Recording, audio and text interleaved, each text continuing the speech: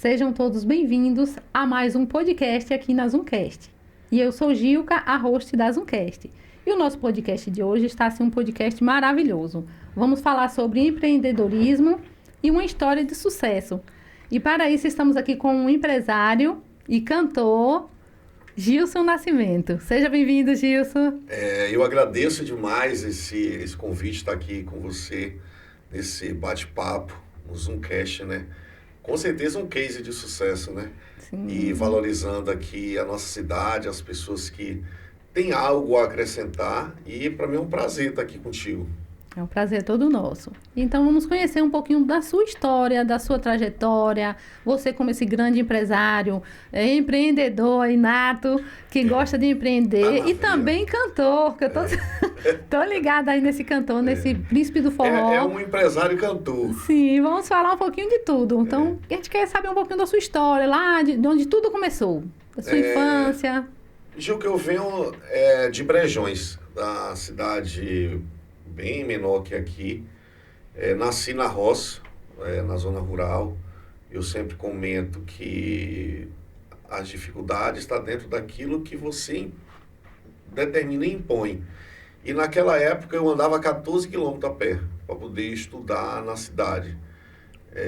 A ida era até tranquila, mas a volta, eu lhe confesso que algumas vezes já cheguei a mastigar folhas de mato, porque a fome era tanta que era insuportável. A cada passo que dava, não tinha... Não levava o lanchinho? Não tinha condições para isso. Então, naquela época também, como hoje, eu sempre uso essa história, que a gente é que permite o que vai chegar até a gente.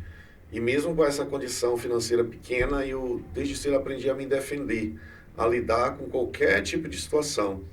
E aquilo que a gente conhece hoje, com algo bem que está aí à tona, o chamado bullying em escola, eu já passei muito por isso, pela minha condição financeira, por ser pobre, morar na roça, e eu vi muito dos meus colegas que eu não teria direito de participar das dinâmicas que eles estavam fazendo lá. Excluíam, no caso do grupo. E ainda usava o termo, ainda dizia que eu não participaria porque eu era pobre, eu era da roça. E aí, lhe confesso que aquilo não me fazia mal, eu só não entendia o porquê daquilo. Mas eu lembro que eu retrucava de forma interna, olhava de forma bem forte para eles e mentalizava: rebanho de otário, vocês não sabem nem quem eu sou. Vocês ainda vão ouvir falar muito de mim. E internalizava ali a vitória, né? E nunca cheguei em casa chorando, nem falando com minha mãe que meus colegas tinham feito isso ou aquilo. E o tempo passou e eu não sei nem onde que eles estão, mas eu sei onde eu estou. E o importante é isso aí. Então eu tive uma infância bem difícil. Difícil, né? Mas eu nunca reclamei de nada e nem reclamo. Não mudaria nada desse passado, dessa coisa que eu tive que enfrentar, que eu tive que vivenciar. Eu só agradeço a Deus por tudo. Porque essa dificuldade aí pode também ter te acho que ela serve de combustível. Aquele alavanca. Eu praticamente fui pai e mãe dos meus irmãos a vida toda, porque com 8 anos ou 9 anos minha mãe saía e deixava eu em casa para tomar conta deles, eu que cozinhava, eu que limpava. E essa experiência eu trouxe para a minha vida. Então acho que tudo que eu faço hoje é fruto disso lá atrás, de que eu tive que aprender, que eu tive que me virar. Então eu sou um cara que eu sou independente desde a minha infância. Então nunca tive dificuldade de nada, dificuldade financeira sim, mas dificuldade de enfrentar os obstáculos nunca. Por isso que você vence todos que vêm, né? Pela frente aí o que aparece... A vida é um desafio, né, diário. São independente do poder financeiro, independente da sua condição social, vai ter sempre algo que você tem que estar, que a gente às vezes nem está preparado. A gente não está preparado nunca. Sempre vem coisa nova. Sempre vem desafios. A vida é um desafio diário. E quando você saiu da roça, como foi que você veio para a cidade para começar a empreender? Meus pais depois eles mudaram para a cidade. Eu acho que eu já cheguei na cidade com uns 15, 14 anos. morei nessa cidade que é Brejões até os 18. 18, meu pai teve a ideia de montar uma quitanda aqui em Itaberaba. E ele tinha uma pequena economia e fez isso, né? Trouxe eu e um irmão mais velho, mas a gente sem experiência nenhuma. A gente imagina um empreendedor sem experiência. E aí eu sei que 2 anos depois, essa quitanda que ele colocou, ela veio a fechar. Mas eu também tinha uma passagem bem difícil aqui na cidade, porque na época que ele montou essa quitanda, eu dormia no fundo da quitanda com meu irmão mais velho. A gente chegou a usar banheiro público, municipal, os vizinhos emprestavam. Dormia dentro do próprio negócio. Que era um bequinho. A gente só tinha uma beliche e um fogão de 2 bocas, uma panela de pressão. A gente passou 3 meses que só comia arroz e calabresa, porque era a única comida que a gente conseguia fazer. E uns 2 anos depois esse negócio veio a fechar, não por negligência nossa, mas por falta de experiência. Nesse período eu já tinha trago os outros irmãos para cá, um deles que é meu sócio hoje, eu trouxe com 11 anos, e quando o negócio veio a fechar, esse irmão mais velho foi embora e eu fiquei com eles na cidade. E aí meu pai ficou passando uma situação financeira bem difícil. Porque fechou, né? E aí ele vinha toda semana trazer o dinheiro para a gente fazer a feira, tinha botado um sítio à venda, mas esse sítio não vendia de preço nenhum. E nesse intermédio eu tive uma enfermidade no meu olho. E a nossa situação era tão precária que nem dinheiro para uma pomada eu tinha. Não fui médico e aquele negócio estufado no meu olho. E aí numa noite, minha irmã levou no meu quarto, eu estava no quarto, ela levou, lembra como se fosse hoje, uma banda de pão e um café. E eu mal conseguia digerir aquilo, comer, porque eu só chorava, fazendo uma reflexão da vida que a gente estava levando, que a gente não tinha culpa, a gente foi colocado dentro daquela situação, mas que para mim não dava mais continuar ali. E aí eu fiz um acordo com Deus, eu disse, pai, para mim deu, para mim até aqui, eu estou no limite e eu não aceito mais essa condição de vida. Eu não vim aqui para isso. Eu vim aqui para ser vencedor nessa cidade. E essa é a minha missão aqui. E amanhã, aí eu fiz uma reflexão. Disse, meu pai abriu, levantei, chamei meus irmãos. E eu disse, eu não vou ficar mais aqui desse jeito, esperando só meu pai vir trazer no final da semana o dinheiro da feira para a gente comer. A gente vai recomeçar, mas recomeçar a gente não está tendo dinheiro nem para se alimentar direito. Eu disse, não importa, a gente vai recomeçar. Meu pai não encheu e a gente não fechou vazia, pois a gente vai fazer o inverso. A gente vai abrir vazia, a gente vai encher aquilo ali de novo. Tu tá doido, tá maluco, como é que vai? Aí eu tive a ideia de, o dinheiro que meu pai ia trazer pra gente fazer a feira, que ele comprasse alguma coisa pra gente vender. Mas era pouco dinheiro que ele trazia toda semana, ele estava fazendo uma situação muito difícil. E assim eu liguei para ele, né? Ele também retrucou, disse que não, que eu tivesse paciência, que o sítio ia vender. Ele disse, não, para mim deu, eu não vou ficar. Mas aqui nem mais uma hora, nem mais um dia, amanhã eu vou lá para o local, a gente continuava ainda com o pontinho, tinha só umas estantes de ferro. E vocês moravam nesse pontinho também? Não, aí a gente já morava numa casa. Aí eu sei que ele viu que eu estava convencido que não ficaria mais em casa. Aí no outro dia eu fui lá com meus irmãos, lavou tudo e o pessoal passava. E aí, vai reabrir de novo? Vai. Quinta-feira a gente reabre. Mas eu não sabia nem o que ia vender. Porque realmente a nossa situação era muito difícil. Imagina alguém que não estava tendo dinheiro para comer, queria abrir um negócio. Aí, na quinta-feira, a gente foi esperar meu pai. Ele trouxe acho que umas 8 ou 10 caixas de tomate. Não tinha dinheiro, colhia umas bananas desse sítio que ele tinha colocado à venda, mas ainda não tinha vendido. E foi com isso que nós recomeçamos. Mas era tão pouco que no mesmo dia fechou. Então a gente ficou 8 dias de novo fechado, esperando ele voltar. E aí, na outra semana conseguiu abrir 2 dias, na outra conseguiu abrir 3, aí fomos. E hoje, de forma direta e indireta, entre tudo que nos cerca, a gente emprega hoje uma média de quase 200 pessoas. Então, eu sempre prego que é com o que você tem na mão. Você tem que Começar fazer. Então, você com o pode que começar tem. um negócio grandioso e ele não vingar. E você pode começar algo do zero e ele se tornar gigante. Então, hoje, tudo que nos cerca é fruto do dinheiro da feira que a gente ia comer na semana.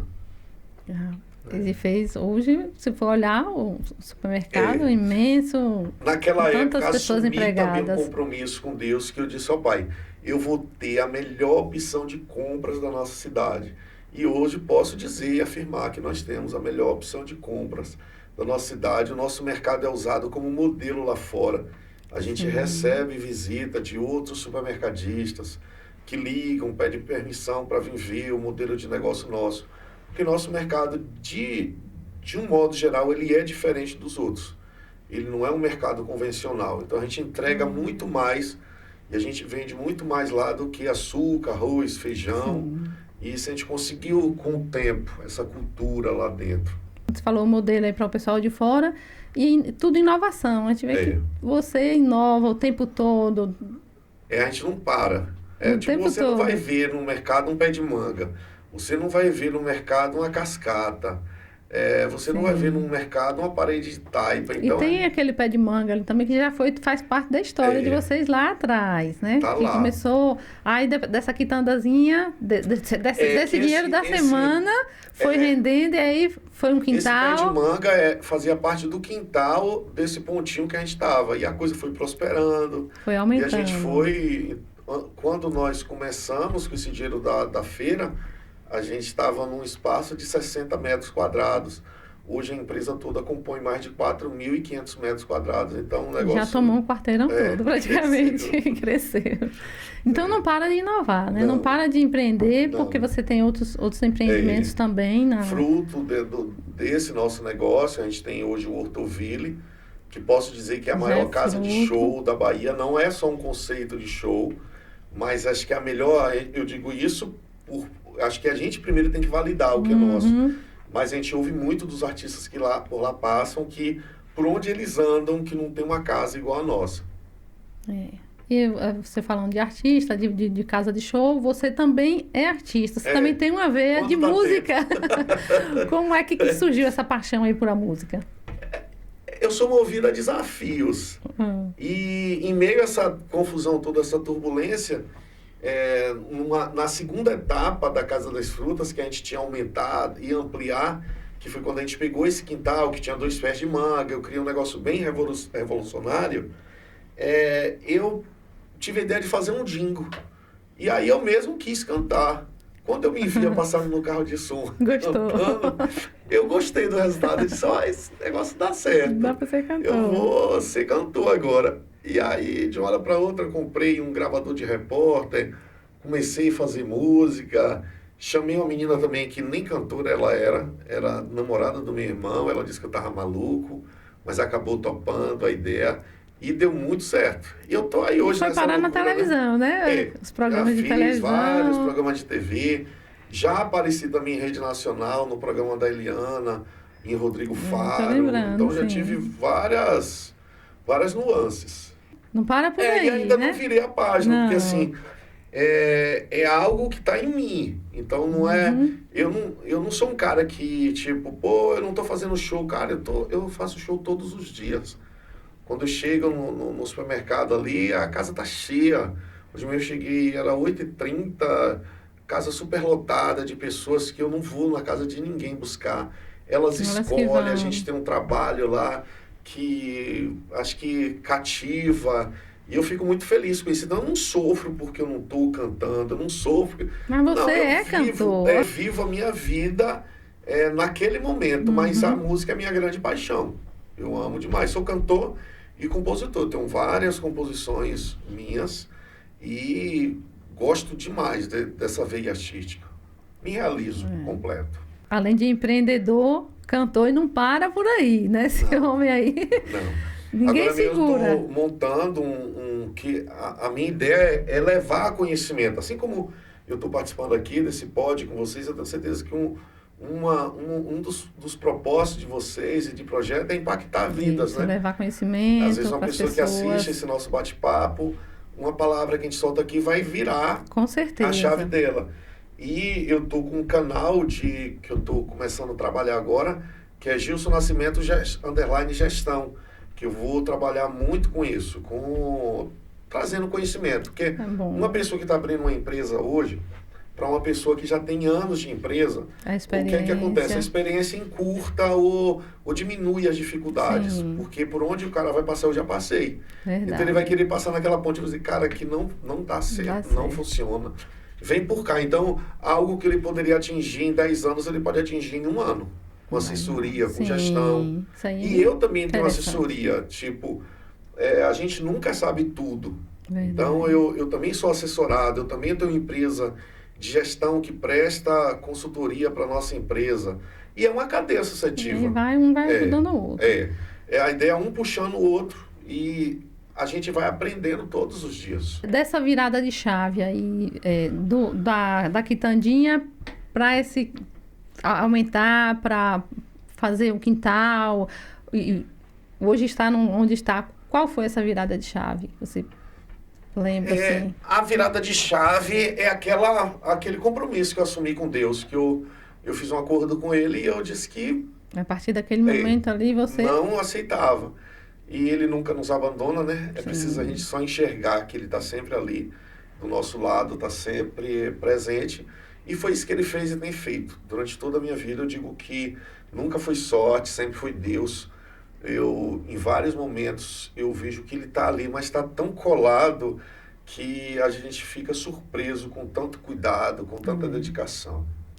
Isso é maravilhoso demais. Saber que Deus está do lado ali, ó, segurando. E para isso você também teve determinação, né? Força de vontade.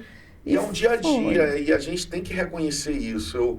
Uma coisa que eu sou extremamente grato. Acho que a gratidão e a disponibilidade é o princípio de tudo. Então, eu nunca me neguei a nada, nunca tive preguiça de nada, nunca reclamei de nada. Eu só agradeço o tempo todo.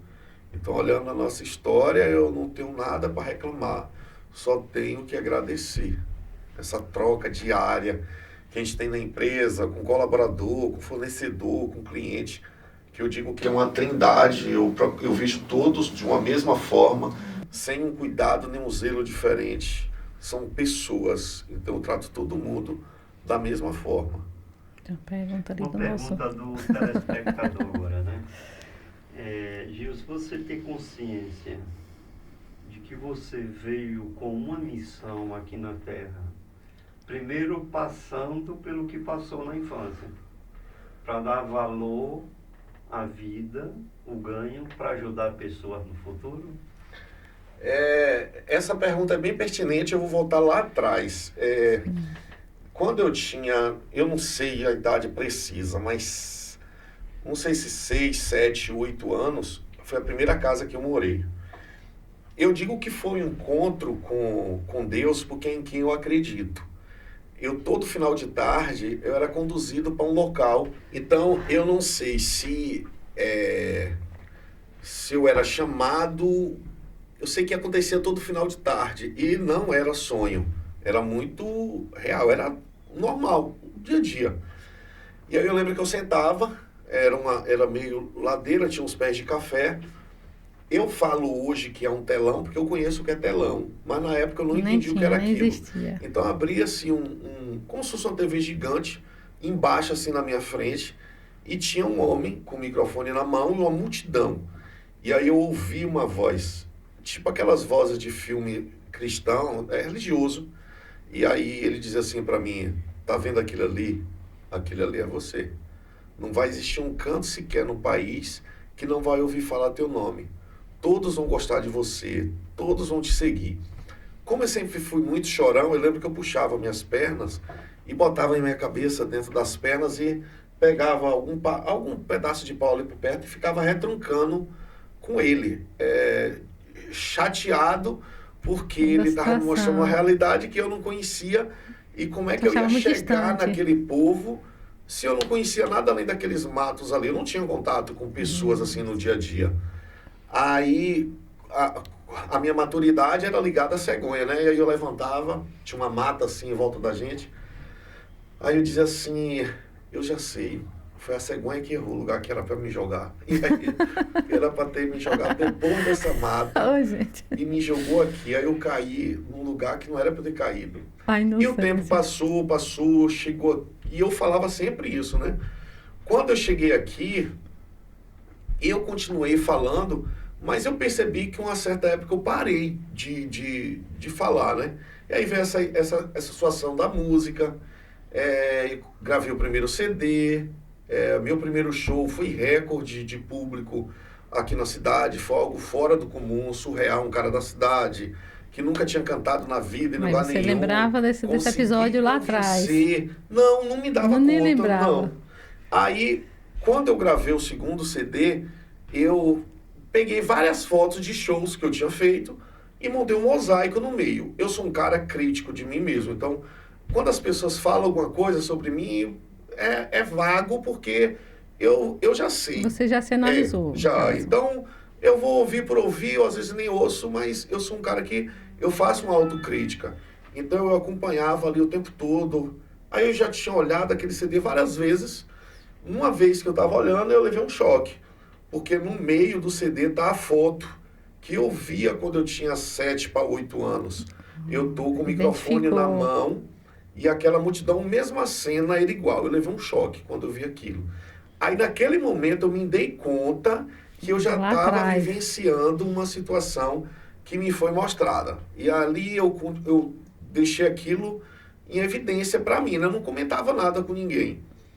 Eu fazendo um show em Nova Redenção, meu show sempre foi muito cercado de assédio, aquela coisa. Mesmo eu era um artista, sem TV, sem mídia, mas tinha algo de especial que... Tem um carisma, né? Eu fazia e para sair do palco eu tinha que chamar a segurança, aquela coisa toda, a mulherada naquela tietagem. Eu gostava daquilo, né? Gostava, não gosto. Acho que o artista gosta, não tem jeito. E aí, eu sei que nessa, eu falei, o show já tá chegando no final e tal. Quando eu disse isso, começou aquela gritaria e eu ganhava pulseira, ganhava coisa de fã. E aí aquilo é como se gerasse uma certa confusão, mas uma confusão boa.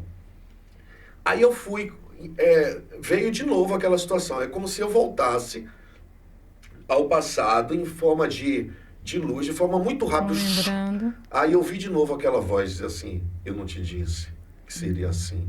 Aí quando eu voltei, eu só chorava.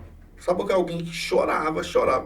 E depois desse episódio pra frente, eu não conseguia fazer um show no final, quando eu tava encerrando, sem chorar. As pessoas não sabiam por quê, mas é porque aquilo eu estava realizando uma coisa que foi lá atrás.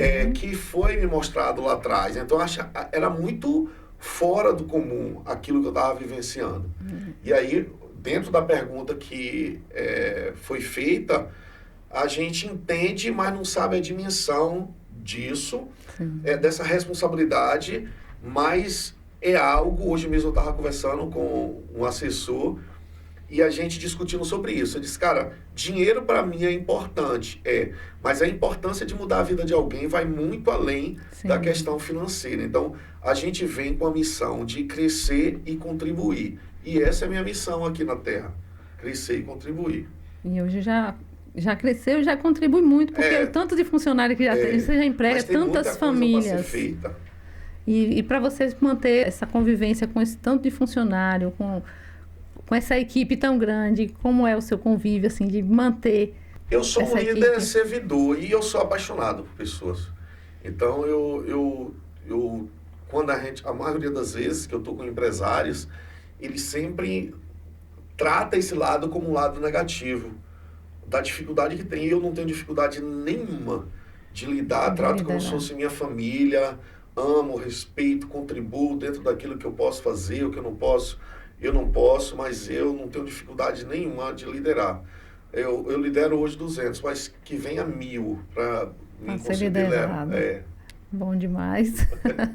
Hoje, um dos temas é estresse. Como é que você lidar com esse estresse dentro do negócio? Eu posso dizer que eu tenho mais um cansaço mental do que estresse, porque não é qualquer coisa que me tira do sério, porque assim, eu exercito muito isso, que o problema não está em mim, está no outro. Então, se tiver algo que vem de lá para cá, Tipo, eu não vou tratar a grosseria com grosseria, porque não tá em mim. Sim. Então, se alguém é mal educado, eu tenho que conter daqui para lá. Não vou dizer que a gente também não... Tem horas que não dá, Fica, mas né? eu exercito isso o tempo todo. Pra E segurar a onda. dificilmente alguém me vê estressado, mas quando eu chego no topo... Já tá no limite mesmo. Eu sempre digo, eu tenho um funcionário lá que ele diz que às vezes comenta para um lá que diz, vocês pegaram a melhor fase. Eu disse, Fase rapaz, boa. eu não lembro de mim estressado, mas eu sou um cara que eu tenho uma consciência bem equilibrada, assim. Eu já cheguei a pedir desculpas a funcionários, tipo, às vezes a gente tem que chamar, a gente Mais elogia duro, em público e chama atenção em particular. Eu já cometi alguns deslizes, então já teve situações que eu achei que eu exagerei e chamar o funcionário da minha sala, ele ia até lá, achando até que ia ser demitido, e eu chego lá e já cheguei a pedir desculpas a eles. Cara, eu te chamei aqui só para te pedir desculpas, porque assim, não é que você não está certo. Agora você me conduziu ao erro. Então eu quero lhe pedir desculpa pelo meu erro. Agora você continua errado. Então a questão toda de você reconhecer. Então tem esse equilíbrio. E dificilmente eu lidero. Tipo, agora o Hortoville mesmo eu passei 60 dias liderando pedreiro, carpinteiro, pintor, que é um grupo profissional que às vezes tem muita gente que não consegue. Já teve momentos, semana de eu ter 60 pessoas trabalhando, porque a gente marcou uma data e ninguém me via brigando com ninguém, nem gritando com ninguém, porque esse não é o caminho. Então o equilíbrio tem que partir daqui para lá. Então vem de lá para cá, você tenta manter um controle. Sim. Como você mantém o equilíbrio entre o profissional e família? Vamos falar em família agora. Eu acho que eu já misturei um pouco isso, tanto que ontem mesmo eu estava falando. Eu não fui um pai ruim, mas eu acho que hoje, no nível de maturidade que eu tenho, eu acho que eu conseguiria ser melhor ainda do que eu fui. Porque eu tenho 2 filhos, o menino está com 18 e a menina com 20. E falando dela, eu lembro que ela era muito colada em mim. E com o dia a dia estressante que eu tinha, eu chegava em casa... Tudo era tatai, e aquilo me sufocava. Eu lembro que uma época eu contratei uma babá até para diminuir aquele apego, mas hoje eu entendo que o problema não estava nela, estava em mim. Então eu não estava cansado dela. Né? Eu não estava cansado dela, eu estava cansado da minha rotina. Então ela não tinha nada a ver com isso. Então hoje eu já consigo olhar de outra forma. Conciliar então eu preciso melhor. ter tempo. Você quer ser pai, quer. Então você tem que estar preparado. E preparado para ser pai não é só dar comida, não é só comprar roupa. Você tem que ter tempo. Minha filha me chamava para brincar de boneca. Eu que tinha, não chamava a mãe, me chamava. Eu até perguntei a psicóloga uma vez, ela disse porque nessa dinâmica eu assumia o papel de marido, tipo de... Ali dentro do conceito, casinha, a mãe, né? seria mais uma, não era o ideal para ela. Então teve uma fase que era para dar banho, era comigo, era para dar comida, Sentia era comigo. falta também. E aí aquilo me sufocava um pouco. E não vou negar que às vezes você deixa que a rotina do trabalho envolva. Eu lembro que ela todo dia perguntava, tu vai trabalhar hoje? Eu vou. No dia que era um domingo, que a gente não funcionava, já no domingo. Tu vai trabalhar hoje, papai? Eu disse não. Graças a Deus. Felicidade. Mas aí, cadê teu pai o tempo ela? saudável desse cara para aquelas pessoas que eles não escolheram estar ali? Ele que disse, eu quero ser pai, eu estou pronto. Então, vai um alerta aí para os pais, ou para aquelas pessoas que estão começando, ou que está querendo ser pai. Ser pai não é só dar comida e roupa, não. Ser pai vai muito além disso.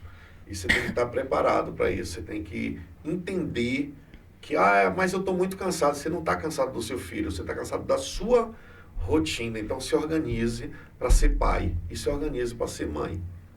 Então, como eu falei de família, no início você teve essa dificuldade, né, com a filha. Hoje você passou esse recado aí maravilhoso para os pais, para quem quer ser pai. E você teve seu sócio lá no início, que foi seus irmãos. Eu queria voltar um pouquinho. Ainda continuam sócios. Eu tenho hoje Joalbe e Tânia, que são meus sócios. Joalbe começou comigo com 11 anos de idade. A gente sempre lembra, ele chegou a entregar feiras de galiota aqui na cidade. Naquela época, hoje a gente entrega de moto e carro, né? Mas naquela época a galeota era que predominava na cidade. Então ele com 11 anos... Um sócio de 11 anos, gente. Ele já ajudava nessa questão de entregar feira. A gente botava feira também, a gente botava barraca na feira, mesmo tendo uma quitanda.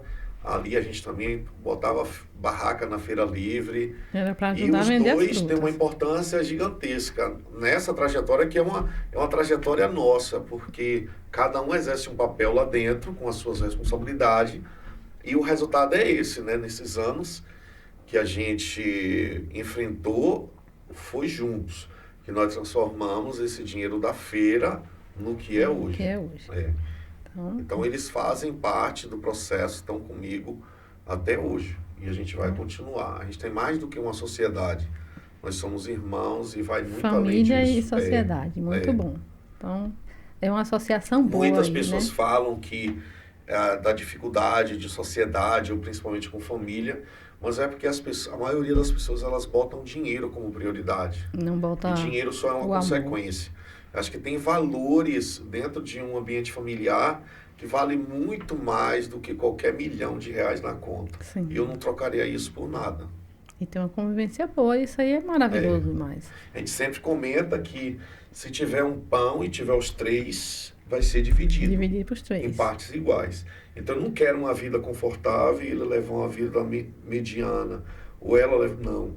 A gente trabalha para realizar o sonho do outro. A gente trabalha com essa missão. Por isso tem crescido também muito, né? De ninguém ficar para trás. Então, tem um filho dela que está estudando medicina fora agora, acho que na Bolívia. A filha dele logo vai. Então, o que a gente puder fazer para um facilitar a vida do outro ali, a gente vai fazer. Isso é família, isso aí mesmo. Isso é muito bom. E vocês sempre procuram também inovações, né? Eu acho que a ideia é a gente não ficar para trás. Hoje o mundo é digital, o mercado é digital. Eu estou aqui num pod, que é algo que está em grande relevância hoje, né? Acho que a internet assumiu o papel da TV. A TV hoje, pra você ter ideia, eu posso lhe dizer com toda franqueza que devo ter mais de 2 anos que eu liguei uma TV na minha casa. Mas eu uso 2 celulares o tempo todo. Tá então a TV perdeu a importância. Então, a tecnologia dentro de uma empresa ela é importante. Então, hoje, todo o nosso material de divulgação é dentro da internet. A gente procura alguns sistemas que facilitem a vida da gente. Então, tudo hoje... Agora mesmo, a gente está buscando colocar etiquetas eletrônicas no mercado. Sempre está inovando. Para que a mudança de preço ela seja de forma automatizada. Então, tem que ter essa busca o tempo todo. E o marketing de vocês? Você falou aí das redes sociais, mas que você acha assim que no seu negócio é aquele marketing ali que vai dar aquele eu sou marqueteiro da empresa, eu sou o garoto propaganda, eu sou o cara que senta, eu tenho 2 pessoas que trabalham comigo, 2 web design, mas eu estou ali envolvido o tempo todo, dirigindo, fazendo. No instante mesmo eu estava falando com um deles, que eu investi numa máquina agora mais sofisticada, e disse ele, cara, eu não quero fazer propaganda comum, quero fazer propaganda que chame atenção, mas que venda o nosso produto. Eu não quero só aparecer num vídeo e dizer, gente, o preço do café está assim, do açúcar. Eu mandei até uma ideia para ele, eu disse, eu quero isso para nossa empresa, eu quero revolucionar mesmo, de forma positiva, trazer ideias inovadoras. Então a busca é constante em cima disso. Tem que ter, não tem jeito. E já tem o garoto propaganda lá, que é você mesmo. Não gera dificuldade, não. O primeiro emprego do meu filho foi com vocês lá. Davi. E hoje ele faz publicidade. Ele tomou gosto pelo marketing, pela área. Então, Davi sempre foi um menino... Passou por a sua empresa também. Eficiente, gerou resultado. Essa semana eu conversei com os pais de um que estão lá. Porque, como eu falei, eu sempre trato como filho. Então, às vezes, eu chamo a atenção mesmo como filho, eu reclamo, porque ninguém briga com alguém que você não quer que cresça. Sim. Quando a gente não quer que cresça, a gente dispensa. Quando a gente quer que cresça, a gente chama atenção. Então, eu falei com os pais desse, ele disse, ele já me deu motivos para mim dispensar, mas eu acredito muito nele. Ele tem uma inteligência fora do comum, ele tem tudo para crescer e eu vou batalhar por ele, porque eu sei o quanto que ele acrescenta para a empresa, e hoje você me falando isso reforça ainda mais, né, a ideia, e eu fico muito feliz com esse crescimento dele. A gente tem vários colaboradores que entrou lá menino, hoje são gerentes de banco. Teve até um que passou no concurso da Caixa, uma certa época, aí ele disse que ele tava sem querer sair lá da Casa das Frutas. Eu disse, cara, tu quer que eu te fale uma coisa? Se fosse eu nem falava isso, eu já estava lá. Porque a ideia é a gente crescer. Então, eu fico feliz em ouvir isso, saber que Davi já está independente, estudando dentro do mercado que ele gosta, que ele sabe fazer, e a gente fica feliz em poder contribuir um pouco com isso. E agradecer também os nossos parceiros, aqui os nossos colaboradores que estão aí junto com a Zoomcast. Meu muito obrigado. E continuando aqui com o nosso convidado, aquele conselho lá do íntimo para aquelas pessoas que querem empreender, querem começar a empreender. Aquele conselho seu, de Gilson. Eu acredito que todo mundo tem vontade de fazer, né? Às vezes a gente tem aqueles insights e quer... Não, analisa direito, estuda mercado.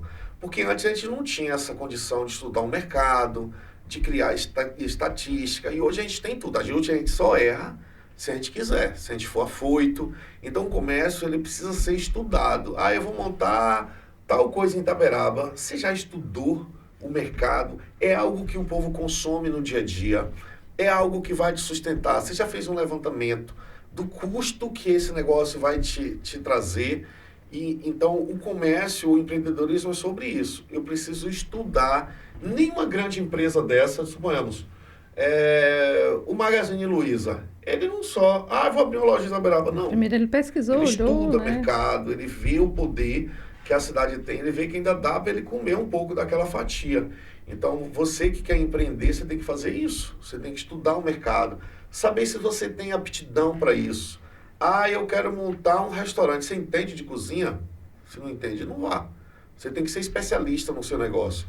Lá no meu negócio, eu entendo de tudo. Eu entendo de açougue, entendo de padaria, entendo de hortifruti. Porque como é que eu vou cobrar se eu não entendo? Como é que alguém não entende de cozinha vai se meter a abrir um restaurante?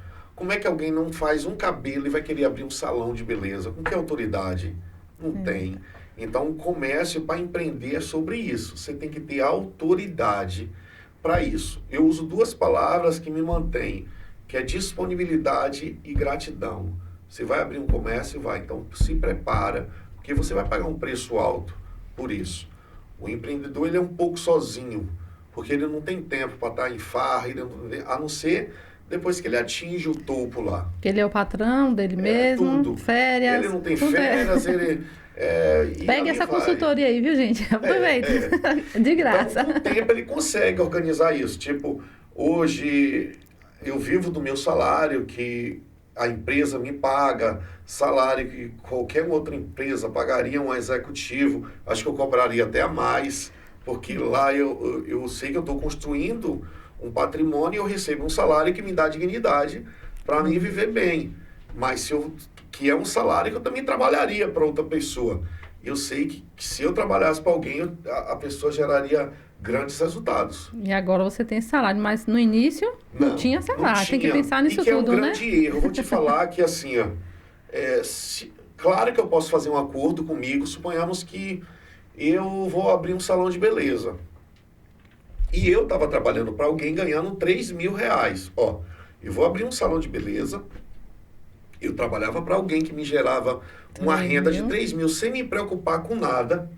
Eu tenho que entender que eu já estou abrindo meu salão com essa despesa. Se eu já tinha. Então eu vou juntar esse salário, que mais já é meu, com o aluguel, com o outro que eu vou pagar e tal. Aí eu vou saber que eu estou entrando num negócio já com uma despesa de R$10.000. Quantos cabelos eu vou precisar fazer? Quantas unhas para eu cobrir aquilo? Aí eu começo a fazer e todo mês eu tiro só R$2.000, R$2.500. Então não valeu a pena. Você voltar a trabalhar para alguém. Então, as pessoas precisam entender que eu tenho que tirar primeiro o meu salário pagar todo mundo e tem que sobrar um percentual alto lá que é meu também, mas não é meu. É da empresa. Então, eu não meto a mão na empresa. Lá a gente não mete a mão no caixa da empresa para comprar um carro. A gente não mete a mão no caixa da empresa para reformar uma casa. Tudo é feito de forma pessoal. Agora, se eu precisar de um aporte financeiro, se eu disser, ó, eu estou querendo comprar um carro, mas eu estou precisando aí de 200 mil ou 100 mil, aí é sentado, conversado. Se der, faz. Se não der, não faz. Tem que ser tudo... Então tudo já é um alinhado. Conselho precioso aí para quem está a gente tem que querendo separar. abrir um comércio. Por favor, um negócio aí, tudo tem que ser organizado. O dinheiro da empresa não é seu. Seu dinheiro é o seu salário. E que a empresa tem a obrigação de pagar e que é você que se paga. É você que faz aquilo ali, o seu salário chegar. Foi muito bom esse conselho aí, esse conhecimento. É a busca constante. Eu lhe digo que no meu dia a dia, eu não vou dizer que eu tenho um mentor específico, mas eu começo a seguir alguém que me enriquece, eu continuo ali, colado. Sim. Se ele der algo que já não é mais, não condiz com meus valores, eu já saio. Mas tem muita gente boa hoje na internet. A gente aprende muito. Sim. Tem muita gente boa. E hoje... A internet te entrega o que tu procura, né? Então, se alguém entra na internet e procura a vida dos outros, ele vai receber a vida dos outros. Se ele entra e procura sobre empreendedorismo, a internet vai entregar a ele o que ele procura. Então, tem gente que não acha nada disso porque ela não procura. Então, antes de abrir qualquer negócio, qualquer coisa, se informe. Esse é o conselho. Que estudar. Estude. Está vindo de alguém que já passou, se eu tivesse o que eu tenho hoje, lá atrás... Sem dúvida nenhuma, não tinha enfrentado o que eu enfrentei, não tinha passado o que eu passei. E ainda busco conhecimento o tempo todo, porque tem um longo caminho ainda pela frente. E como você transformou assim as derrotas? Veio uma derrota e você transformou em vitória? Eu acho que nunca baixar a cabeça e achar que não. Acho que você estar vivo já é um grande privilégio. Sim. Então, ter força de vontade, né? Você vê, eu não posso reclamar, como eu falo, eu não posso reclamar de nada. A gente vê grandes tragédias, grandes situações. Então, quando a gente para reclamar, a gente está sendo egoísta. Verdade. Porque a vida do outro está bem pior que a nossa. Então, Deus não escolheu a gente para maltratar, não escolheu a gente para tirar. Não, a gente está numa escola, que é a escola da vida. Se você for um aluno dedicado e disponível, você vai aprender. Se não for, você vai ficar naquela série o tempo todo. E não vai nunca passar de ano. Não vai passar de ano, vai ficar só repetindo. E E agradecer sempre a Deus, como você falou, né? Hoje tá aquela tragédia aí no Rio Grande do Sul, todo mundo sofrendo. É sobre isso, né? Imagine, cidades inteiras foram destruídas. Debaixo d'água. Debaixo d'água. A gente, financeiramente, não dá para mensurar o prejuízo. Vidas que não têm preço. Não vai ser trago de volta. Então, como é que eu vou reclamar? Barriga que está doendo. Não. De uma bobagem. Seria injusto. Então é sobre isso. Então, para não reclamar. de reclamar e agradece e faz o teu dever de casa que o resultado vem. Verdade. Então, agradecer sempre. Sempre, tá? E agradecer o nosso convidado aqui, que foi um bate-papo legal. Conhecer um pouco da sua história foi muito bom. Coisa assim que a gente nem não conhecia, né? Da infância. E assim, com certeza, a sua história vai ajudar alguém. Então, quem estiver assistindo aí, mande para alguém esse podcast, compartilhe o conhecimento, que a história assim maravilhosa e dicas também aqui de empreendedorismo muito boa. É uma virada as pessoas elas ou vai numa palestra ou assiste como aqui um podcast e achando que ela vai sair daqui pronta. Não, mas pode ter uma palavra aqui durante o nosso bate-papo que vai virar a chave dela e era o que ela precisava ouvir. E esse é o grande trunfo, esse é o grande segredo da vida. Sim. É a gente contribuir, a gente conseguir impactar a vida de alguém, pessoas que a gente nem conhece, por dizer, por que eu passo por isso o tempo todo? Eu estava até comentando com esse assessor hoje que há um tempo atrás eu estava querendo tomar uma decisão muito importante do lado financeiro. E aí, conversando com uma amiga minha, que ela trabalha com isso, com mentoria e tal, aí ela me perguntou se esse negócio não der certo, a pergunta que ela me fez, você ficaria inteiro? Aí eu disse, ficaria, mas não ficaria não. Mas eu respondi para ela, né? Foi o suficiente para eu ver que não valeria a pena. Então, lá no fundo ia ficar alguma coisa... Não, eu ia literalmente perder tudo. Então você que está querendo empreender, fazer algo, faz essa pergunta para você. Sim. Se isso que você está pretendendo fazer, se der errado, porque a gente não tem certeza de nada. Você ficaria inteiro? Se você ficaria, vai de cabeça. Se não, ó... Dá uma freada. Então, se eu entro, eu literalmente tinha perdido tudo. Porque meses depois, o mercado teve uma mudança dentro do ramo que eu queria atuar. Eu tenho um amigo que era milionário e ele perdeu tudo. Entendeu? Então eu acho que nessa linha de raciocínio, de empreendedorismo, dentro do que a gente está conversando, as pessoas que assistiam esse podcast, que se identificar, que de repente vê que alguém precisava ouvir algo que a gente comentou aqui, manda, porque uma palavra muda Isso, tudo. Verdade. Isso aí já mudou também você, né? Uma palavra daquela pessoa. E ser grato, volto a dizer. Sim. Toda vez Gratidão. que eu falo, eu estou validando a pessoa. E eu vou até falar o nome dela, né? A gente tá, não pode. Essa pessoa foi Tayane Cavalcante. Então, uma amiga que vive nesse mundo do empreendedorismo. É uma pessoa extremamente competente. E numa conversa normal, formal, ela só me fez essa pergunta e foi o suficiente para mim, ó... Segurar. Disse, porra, velho. Então, é sobre isso. Agradecer também a você pelo convite, para mim é muito bom estar aqui nessa troca, um validando o outro, e qualquer hora pode me convidar de novo que a gente está aqui. Pronto, beleza. Foi muito pra bom. Mais um bate-papo, trazer alguma coisa aí. Já está convidado. Pronto. Então, gente, ó, compartilhem, assistam, espero que esse nosso bate-papo possa trazer algo de bom para a vida de vocês, que o lema da vida é esse, ó, crescer e contribuir. E contribuir não é meter a mão no bolso e dar dinheiro a alguém. Contribuir é você conseguir melhorar a vida de alguém sem precisar estar mexendo com dinheiro. É uma fala, é um conselho, é uma dica e é por aí. Aí já é uma contribuição você aqui no podcast. Então, agradecer você mais uma vez. Agradecer a todos vocês que estão aí com a gente. Meu muito obrigado. Quem não se inscreveu ainda, se inscreva aí no nosso canal. Dê aquele joinha, acione o sininho para as notificações. E gratidão e beijo no coração. Valeu, gente!